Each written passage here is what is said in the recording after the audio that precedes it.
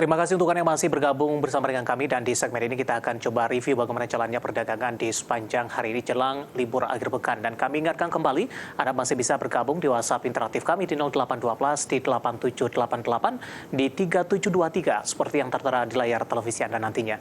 Dan saat ini kami sudah terhubung melalui Zoom bersama dengan Bapak Rio Rizaldi selaku founder Galeri Saham. Kita akan langsung sapa saja. Pak Rio, selamat sore. Apa kabar, Pak?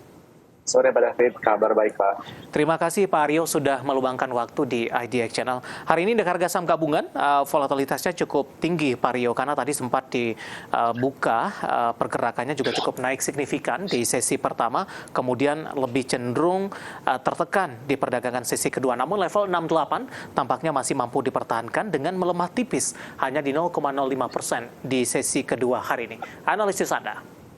Ya, jadi dari sejak sesi sebelumnya kita bisa melihat bahwa indeks kita memang berada dalam range konsolidasi yang cukup lebar.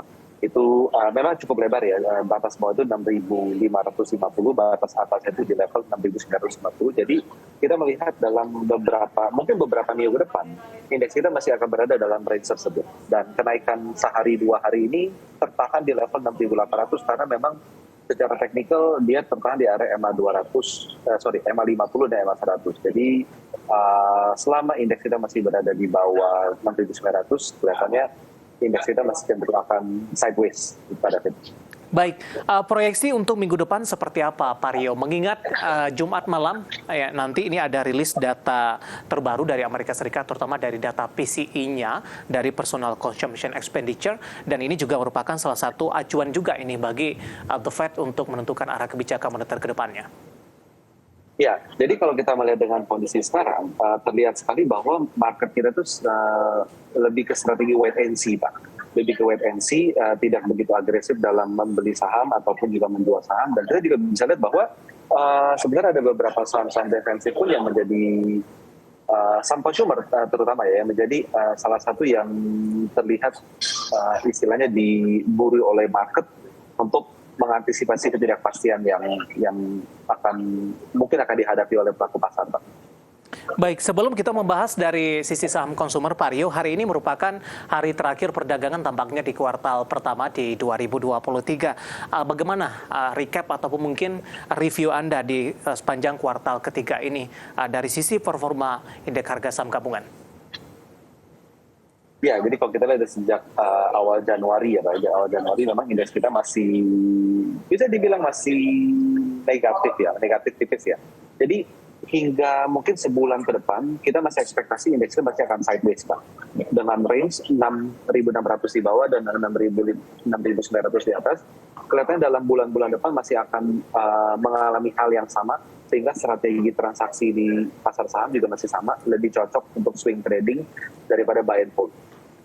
Baik Pak Rio, apakah sentimen global masih akan membayangi pergerakan indeks harga saham gabungan ke depan, kemudian juga rilis emiten dari kinerja 2022 sudah banyak yang keluar begitu, kemudian disambut juga dengan lanjutan dari dividen ini dari masing-masing emiten ini. Kemudian juga kinerja kuartal pertama di 2023 mungkin akan menjadi penyambung skenario selanjutnya.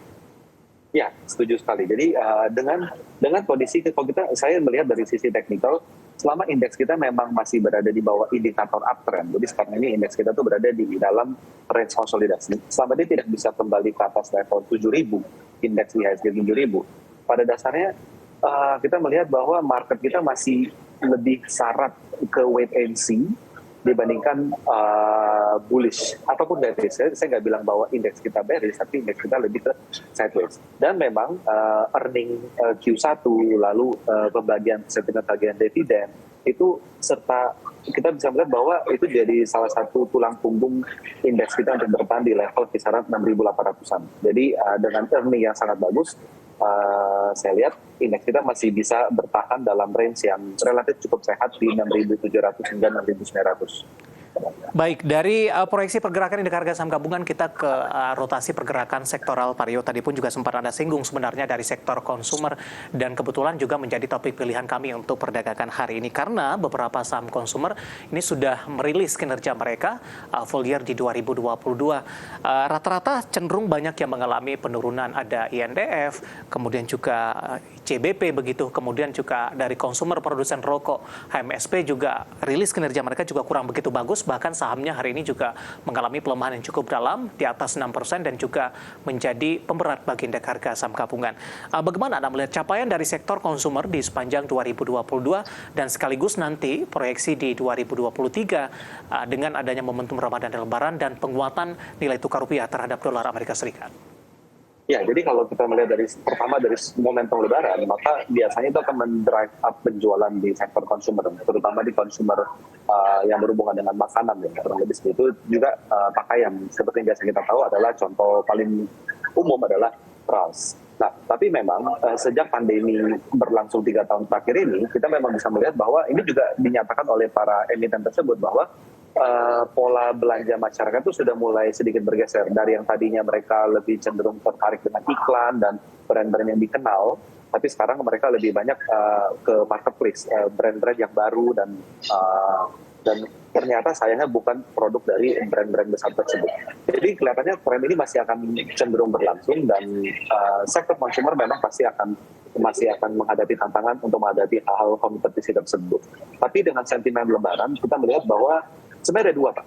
Satu, sentimen menjelang Hari Raya, Lebaran. Yang kedua adalah sentimen ketidakpastian terhadap bursa global itu membuat sebagian besar pelaku pasar juga menyisihkan portfolionya ke sektor-sektor defensif. Jadi bisa dilihat bahwa ICBP naik terus, lalu GGRN, HMSP, dan kita lihat itu trennya masih akan berlangsung. Oke, dari beberapa saham sektor konsumer, untuk posisi saat ini data terakhir dari penutupan perdagangan sesi kedua hari ini di kuartal pertama 2023, mana yang lebih Anda rekomendasikan? Terutama kalau kita lihat dari sisi teknikal, Pak Rio. Oke, jadi kalau secara sahamnya, maka kita melihat bahwa potensi ada di ICBP, lalu di HMSP, di GGRN, dan Mayora itu terlihat masih sangat solid pergerakan. Baik, kita ke ICBP terlebih dahulu, Pak Rio. Secara teknikal, bagaimana analisis dan rekomendasi Anda? 9975 penutupan hari ini.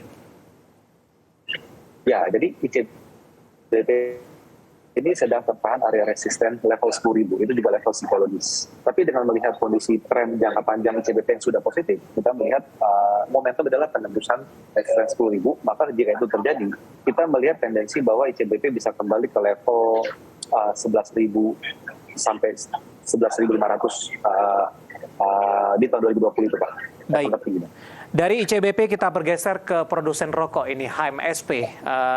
Hari ini mengalami koreksi yang cukup dalam, kinerja mereka juga kurang oke di sepanjang 2022. Ditutup di 1.125, melemah di 6,64% untuk HMSP.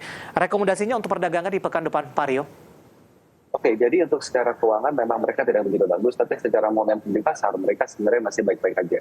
Koreksi yang terjadi di HMSP itu sebenarnya saham ini sedang menghadapi area resisten cukup kuat dari sejak tahun 2021 sampai 2022 itu di level 1.200. Jadi ini agak mirip. Jadi koreksi ini kelihatannya sentimen laporan keuangan yang kurang oke ditambah dengan sentimen teknikal yang mencapai resisten.